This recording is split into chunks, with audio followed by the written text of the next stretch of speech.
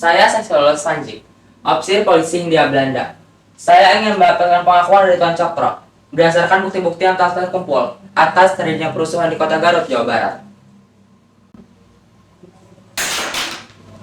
Kami telah menemukan bukti bahwa kamu, Umar Said Cokro Aminoto, pemimpin perkumpulan kaum Bumi Putra Syarikat Islam, tidak saja bersaksi palsu, tetapi menjadi dalang kerusuhan. Silakan Tuan. Tuan Cokro, tolong sopan Tuan. Mohon berbalik badan dan mendekat ke meja.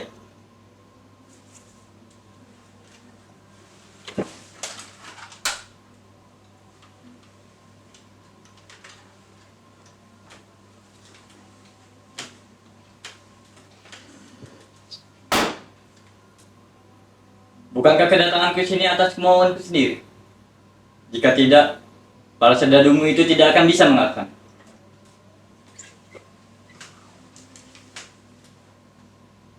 Aku tidak ingin ada kekerasan di depan. Apakah Tuan Cokro mampu membuat kekerasan?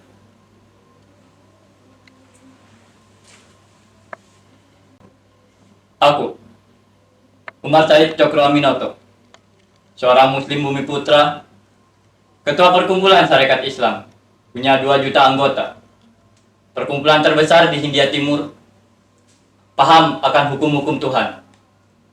Kakekku, Cokro Negoro I, pernah menjadi pejabat Bupati Ponorogo. Kakekku dari pihak lain, Kiai Kasan Besari, kiai terkenal dan mengajariku tentang nilai hidup sebagai orang Jawa.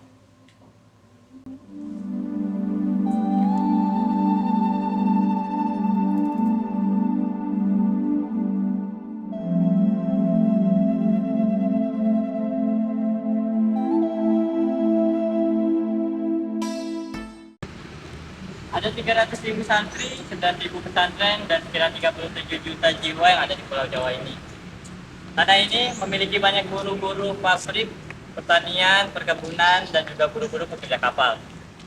Ini zaman baru, perdagangan minyak sudah dimulai. Belanda mendirikan Royal Dutch Shell bersama Inggris. Dan para buru-buru berdatangan dengan keperluannya masing-masing. Tuan Cokro, sudah berbicara tentang buruh. Buruh adalah politik, Tuan Cokro. Tuan, Surabaya ini menjadi salah satu tempat di mana semua berdatangan. Semua ada di sini. Sekrup-sekrup sudah merubah zaman. Dan aku tidak mau menjadi sirkus dari pemilik modal. Karena semua yang ada di tanah ini bergantung pada pemilik modal.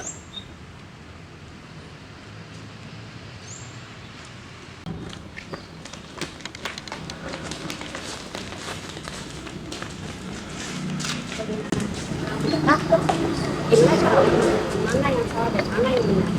Kalau saja kebenaran hanya ditentukan oleh satu kelompok saja yang tidak mempunyai kepentingan.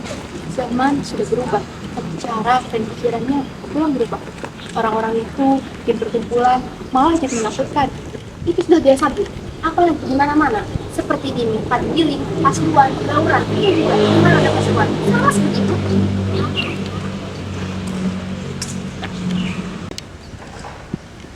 Tuan Cokro, kamu terlalu banyak berpikir. Orang sudah ramai di desa. Mereka ingin memecah belah masalah darimu. Kamu harus segera bertindak.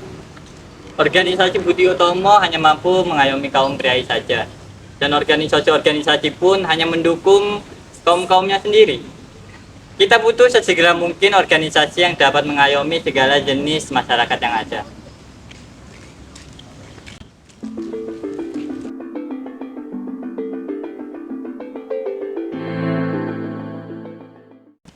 Nenek sudah tua, giginya tinggal 2 laju. Tuan Cokro, Serdadu Belanda menembaki warga Tionghoa yang sedang mengibarkan bendera. Kondisi saat ini sedang tidak aman. Toko-toko sahabat Tionghoa ditutup.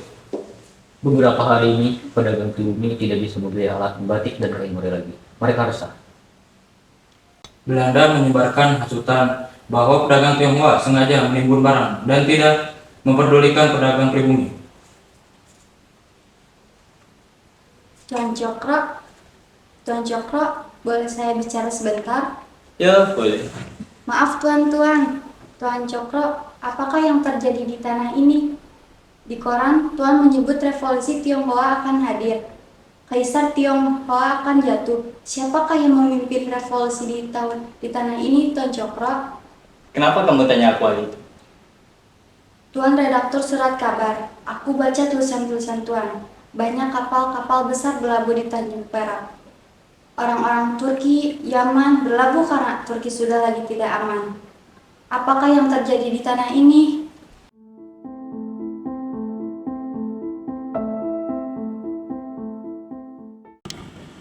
Assalamualaikum. Waalaikumsalam. Yang ini tunda saja dulu. Ada perihal yang lebih genting. Bagaimana dengan perkumpulan sahabat-sahabat Sudarsa?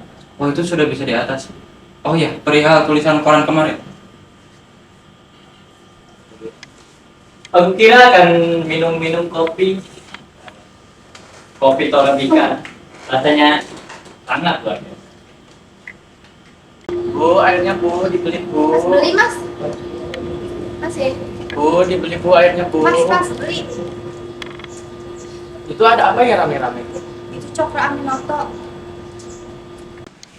Tuan-tuan ini berasal dari Surakarta, membawa pesan dari Haji Samanhudi. Haji Samanhudi, Ya, Haji Samanhudi. apa yang bisa saya bantu? Kami juga sudah mendengar kemampuan Tuhan untuk mengatasi pertikaian di Surabaya. Kami juga sudah mendengar vokalnya Tuhan, sangat membantu. Mungkin Tuhan sudah mendengar atas pertikaian di Surakarta dan Kota Putih.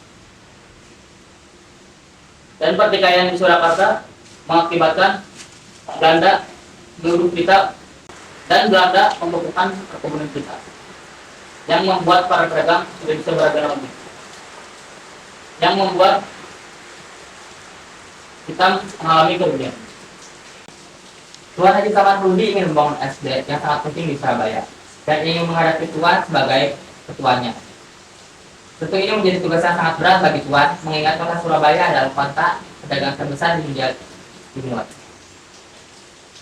Aku sudah sering mendengar Tarekat Dagang Islam. Bahkan aku pernah berjumpa dengan Haji Samanhudi. Organisasi yang awalnya hanya organisasi Orja Kampung Lawean yang melindungi Kampung Lawean dan juga SD mampu bersaing dengan perdagangan sahabat yang luas. Ketika saya mendengar pemerintah Hindia Belanda membekukan dan lagi-lagi khawatir dengan gejolak-gejolak yang mungkin akan timbul.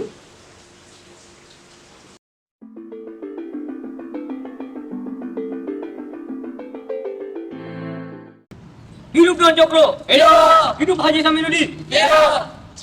Tuan Cokro, dengan dukungan rakyat sebanyak ini dan kelihayan Tuan, Tuan pasti bisa memecahkan pembekuan Serikat Dagang Islam. Saya percaya itu. Hidup Tuan Cokro! Hidup Haji Samanhudi! Hidup Tuan Cokro! Hidup Haji Samanhudi! Dulur-dulurku sekalian, hari ini kita berkumpul di Taman Kota Surabaya untuk menggalang kesadaran bahwasannya Begajaring ini merupakan kemarahan hati rakyat Surabaya yang selama ini dianggap berempat manusia. India Timur merupakan tanah dengan 100 gunung berapi, tanah dengan rakyat-rakyat yang tangguh.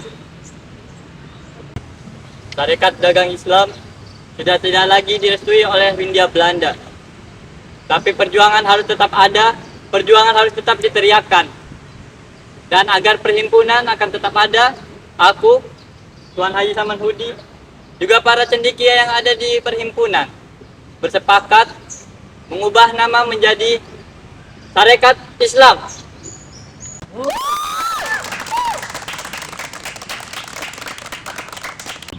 Dulur-dulurku sekalian, kelahiran Tarekat Islam semata-mata karena kodrat dan iradat Allah Subhanahu wa Ta'ala, bahwasannya rakyat harus ada dalam satu perjuangan. Tarekat Islam yang awalnya seperti air yang mengalir akan berubah menjadi banjir yang deras. Untuk itu, mari kita bersama-sama melakukan perlawanan atas ketertindasan agar rakyat Nusantara tidak lagi dipandang sebelah mata oleh Hindia Belanda.